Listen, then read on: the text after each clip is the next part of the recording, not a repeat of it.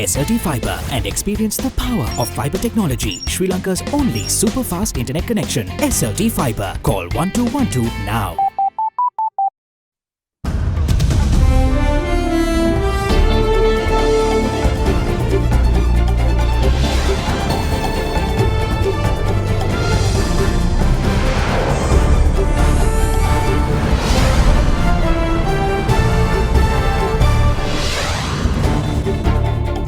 Tonight, more support. UNP's Dr. Vijayadasa Rajapaksa pledges to support Gotabaya Rajapaksa in a scathing criticism of the government. A free market economy. Sajith plans to redistribute generated wealth and income. By that, I do not mean taxing the business class, not at all. I think they are already heavily taxed. Warning: alarms over preoccupied political engagements leading to unseen modern challenges. Where we are talking, wasting time, going behind politicians and giving opportunity for other guys to come and do economic invading on us, unfortunately. All that and much more coming up on First at 9. This Friday, the 18th of October, 2019. Fair and Lovely men ගෑවට පස්සේ Marx අඩු වෙලා ෆෙයානස් වැඩි වෙලා. Marx අඩු කරලා ඔයාගේ ෆෙයානස් standard එක වැඩි කරගන්න. Fair and Lovely men anti-marks cream. From AdaDerana, this is AdaDerana First at 9. Live from Studio 24 in Colombo.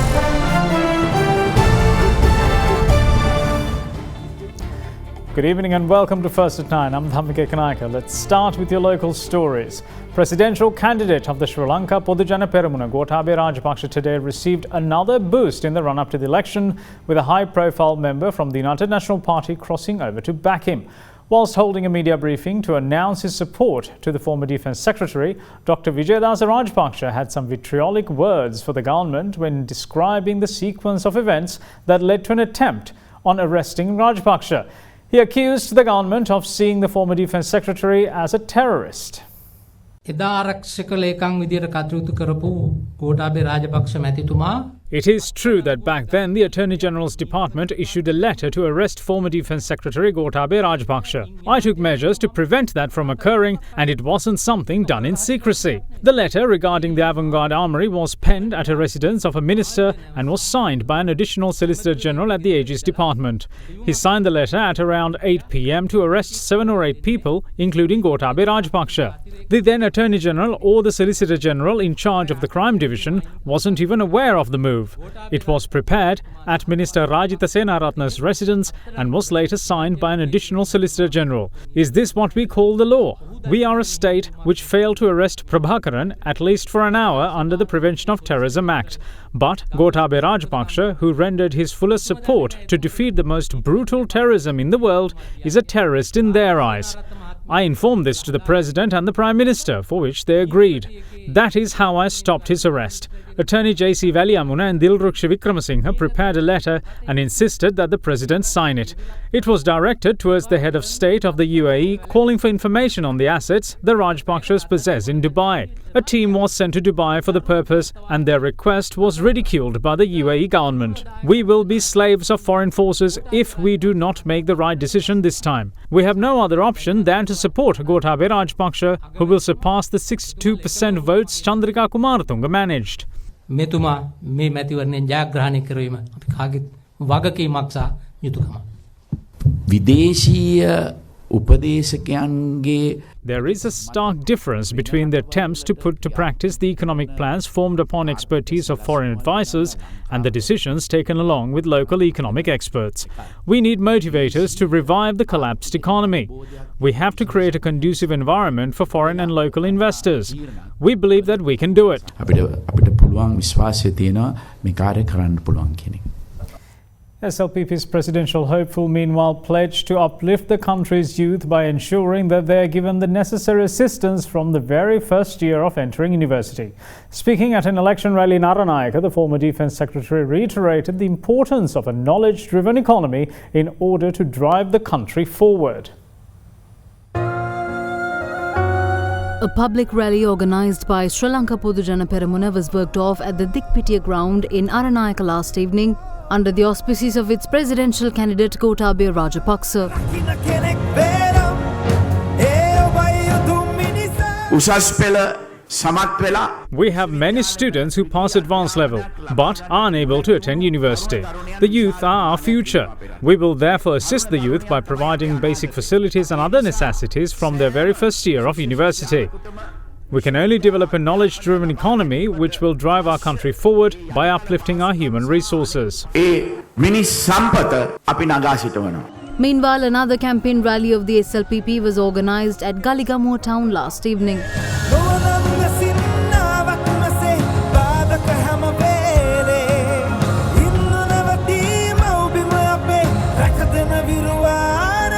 ගම්මිරිස් ප්‍රතිභා අපනේ නතර කරන්න මේ සජිත් ප්‍රේමදාස කටයුතු කරනවා කියලා. Sajid Premadasa has overridden the law by recruiting 1,117 employees to the National Housing Development Authority. Among them are 33 men and women who are past the age of 60. By doing so, he has misused 650 million rupees of your money. This report by the Presidential Commission states that Sajid is a thief. Therefore, Section 70 of the Bribery Act has called for a court case against him. තමයි කියන එක අපි ප්‍රකාශ කරනවා. නැවතත් සුරක්ෂිත රටක් කරන්නට සංවර්ධිත Place your faith in me in order to make this country secure, developed with a resilient economy along with many job opportunities. Do your duty while I carry out mine as I pledge to create a safe and developed nation. සුරක්ෂිත රටක් සහ සංවර්ධිත දේශයක් හදනවයි කියන එක පොරොන්දු වෙමින් තමයි. The Ceylon Workers' Congress, in the meantime, reaffirmed their support for SLPP's presidential hopeful by putting the pledge on paper. The two parties inked a memorandum of understanding at the Sri Lanka Foundation Institute today, making CMC's backing official. One of the points highlighted as supporting factors behind CMC's decision to back the ex-Defence Secretary was the promise of a grant of 1,000 rupees as a daily wage for the estate sector.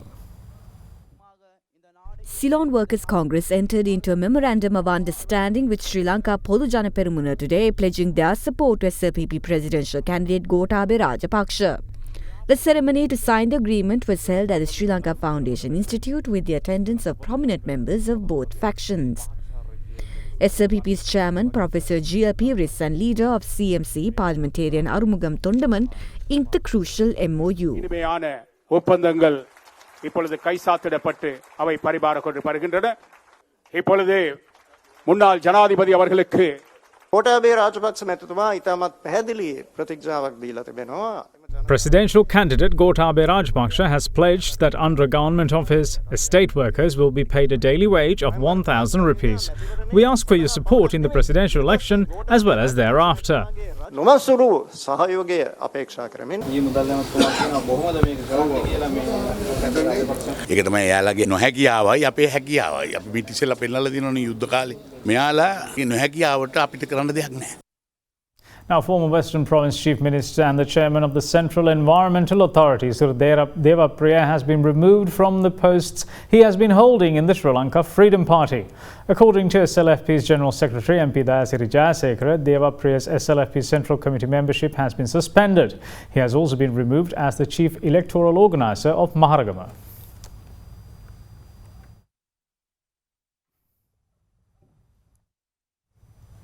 Now, presidential candidate of the New Democratic Front, Minister Sajid Premadasa, assures that his economic plans to redistribute wealth and income in all sectors of society will not have an adverse impact on the tax system by way of increased taxes on businesses. Addressing the Business Forum of the New Democratic Front in Colombo today, the presidential hopeful said that he will in fact reform the current tax system for this purpose.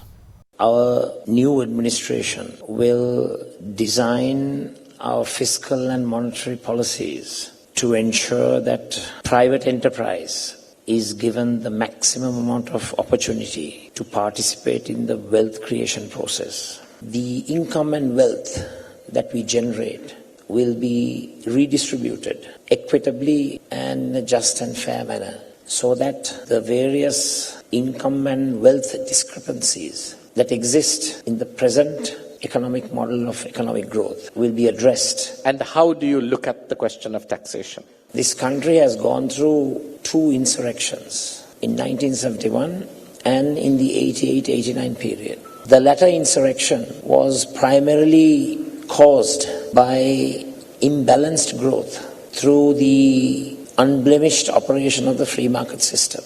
I certainly agree that private enterprise and entrepreneurship has to be supported, and I firmly believe that the free market system is the best suited system for a country's wealth creating mechanism. We also have to be cognizant of the aspect of redistribution of wealth and income. By that, I do not mean taxing the business class, not at all. I think they are already heavily taxed. I'm not the usual tax and spend politician. Rather, I would reduce taxes and reform the tax system to encourage private entrepreneurship to grow, while at the same time we shall ensure that there is an efficient and vibrant national welfare state. Presidential hopeful Premadasa meanwhile promises to do one better than his direct rival from the SLPP camp when it comes to the provisions of fertilizer free of charge. One of the highlights of former Defence Secretary Gotabaya Rajapaksa's campaign trail was the pledge of free fertilizer for paddy farmers. What's more, Minister Premadasa also promised to kickstart the Janasavya program, which was a feature under his father's presidency.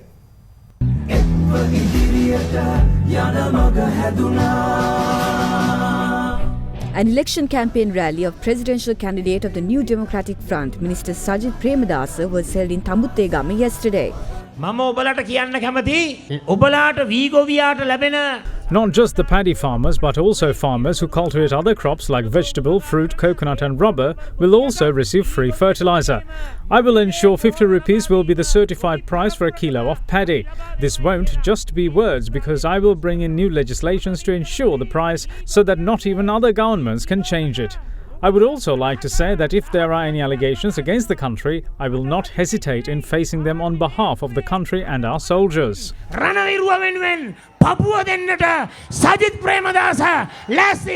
Meanwhile, another election rally was also held yesterday in Mihindupura in Anuradhapura.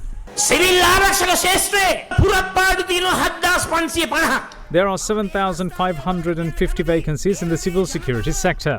When people of this country give me their mandate to become the President of Sri Lanka, I will ensure that all those vacancies are filled and the sector is transformed into a labour force which would build the country. All those who work in the sector are paid a labourer's salary. Their pay grade will be upgraded when I come to power. With your support, I will start both the Samurdhi program and the Janasavya program.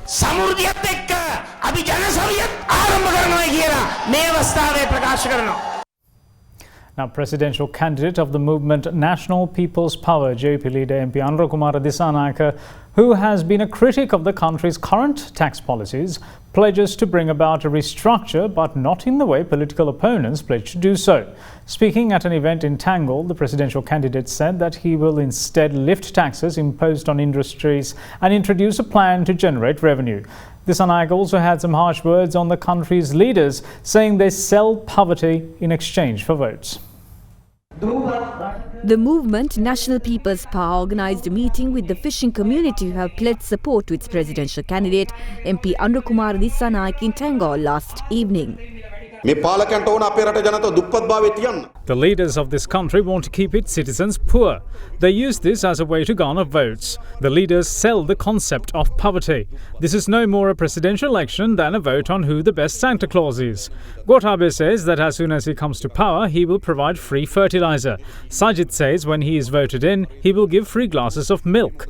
Gotabaya says he will remove taxes, while Sajith says he will give bags of nutrition. I will be upfront and tell you that I will not remove taxes. I will instead restructure the entire tax policy of the country. We will remove taxes imposed on essential commodities and restructure our tax mechanism. They have taxed industries and we will remove them. Therefore, we will create a plan to strengthen our industries. We have a capable team to do this.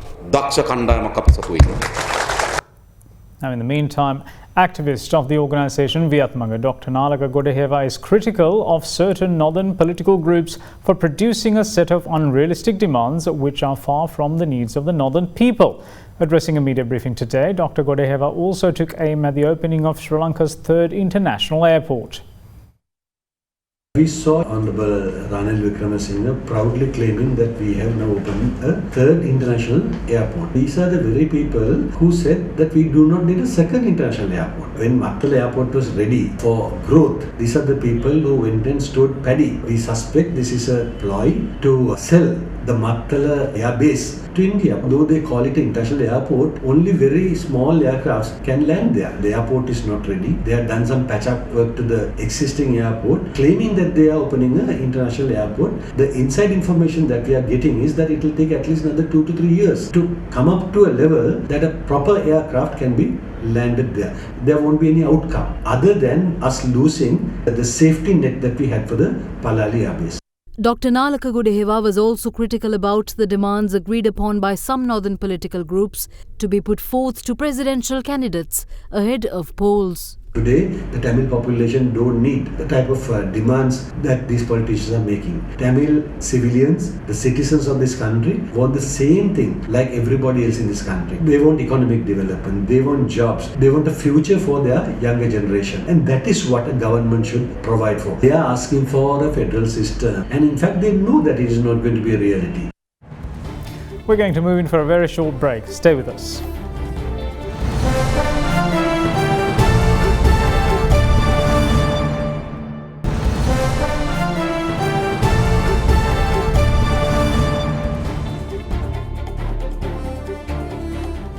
Welcome back. You're watching First at 9.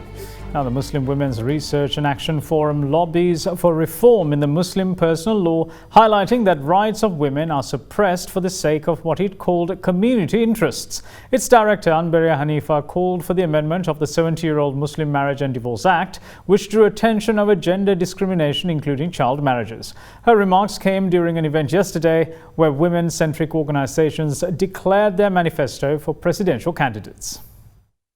When we ask for reforms from the politicians or whoever it may be, the answer we get is that community interest comes first and it has to work within the community and the community has to demand.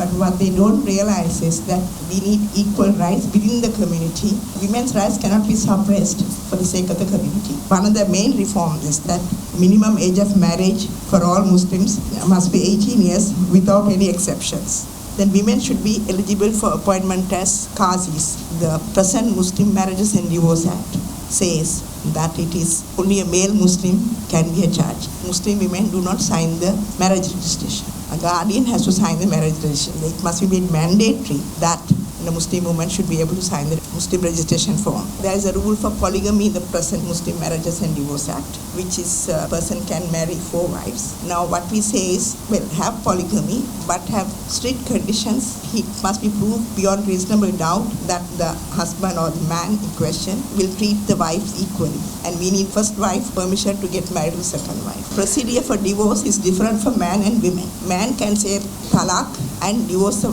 woman in the Qazi courts, whereas a woman has to go through a procedure, has to prove fault and then only get the divorce. Then of course we need the Qazi court system upgraded to a family court or a magistrate courts.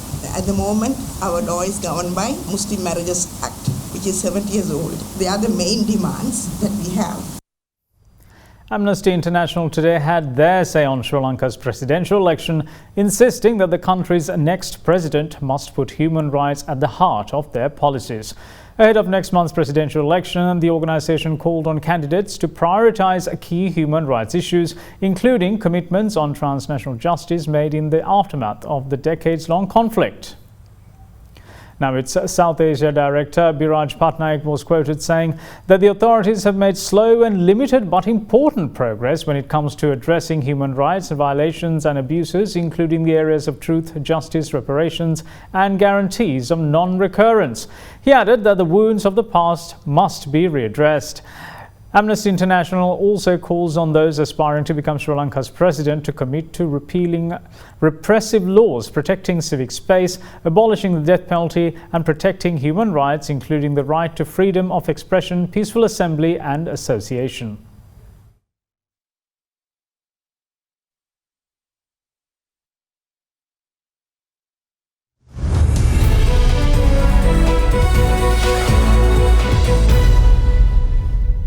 Newly appointed chairman of the Ceylon National Chamber of Industries, Derana, warns that the SAARC region risks a foreign economic invasion if the private sector of its member states do not take the initiative to repressurize their governments into forming stronger national policies which are beneficial for socio-economic development. Addressing the regional economic integration of the SAARC Chamber of Commerce and Industry themed a catalyst for socio-economic prosperity of South Asia today, AdaDerana highlighted that unnecessary political barricades in the SAARC region have become the biggest obstacle in moving forward as nations. Countries like Bangladesh, India, trying to reform their economies with the support of the private sector, taking a lot of challenges in their political career. That is why today Bangladesh is reaching 8% GDP growth. India is going passing 7.25%. But unfortunately, Sri Lanka was around 7%, today it is 3%. Generally, all nations, we are having about 6 to 6.5% GDP growth, which is, as a region, is one of the highest in the world. We are rich with natural resources, young working class, about 56% of the whole population, which is over 800 million, and generally educated working class. And all the governments are also supportive for FDIs and other investments. But why not? Economic growth is happening. We are bound with a lot of unnecessary political barricades. We all know the next economic leaders in the world will come from Asia. I don't think South Asia can develop their economies without industrialization. Sri Lanka started opening of economy in 1977. China started in 1978. But today, the whole world economy grabbed by China. The politicians in that country, one party, one leadership, one national agenda. Are we making use of the opportunity that our geographical location of South Asia? Do you think the world next economy can develop without South Asia? No. That is why China is spending a lot of money for Belt and Road Initiative, where we are talking, wasting time, going behind politicians and giving opportunity for other guys to come and do economic invading on us, unfortunately. Look at the parliament. More than 50% of the guys are not educated. Those are the guys making policies for the national future. We are in an era. We should come out. We should grab the opportunity of leading this political future of the country and make use of our knowledge and our exposure in the world to push our governments to make sure that the national policies are passed for the benefit of economic development and social development of our nations. And now to take a look at the markets. Sri Lankan shares closed slightly higher today, buoyed by telecom and diversified stocks. The all-share price index closed 0.06% higher at 5,863.48, while equity market turnover was 1.05 billion rupees, well above this year's daily average of around 662.3 million rupees. Here's a brief report on how the market performed this week. During the week, the ASP gained 0.5%, mainly due to price gains in counters such as Dialog Axiata, John Keel Holdings and Hatton National Bank. Meanwhile, the S&P SL20 increased by 1.4%. The average daily turnover for the week was down from last week to 751 million rupees. The foreign participation remained active during the week, with foreigners closing as net sellers, where foreign sales accounted for 46% of the total weekly turnover. A net foreign outflow of nearly 245 million rupees was recorded for the week. This resulted in the year-to-date net foreign outflow to increase to 3.9 billion rupees. Out of the weekly turnover, crossings accounted for nearly 16%, which was a lower proportion than last week. Meanwhile, the rupee ended 0.03% firm at 185 rupees and 95 cents to 182 rupees and 10 cents per dollar, compared with yesterday's close of 182 rupees and 10 cents. The currency is up 0.36% so far this year. Now let's take a look at how the rupee traded against other major currencies around the world.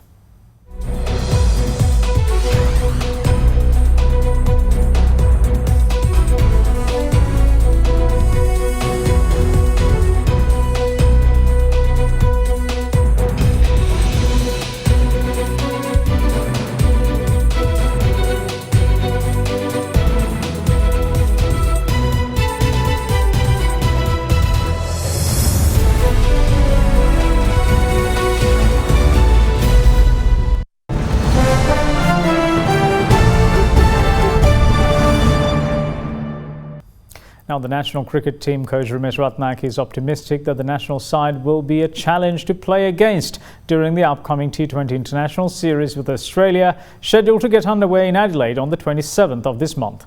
The comments came at a media briefing held in Colombo today.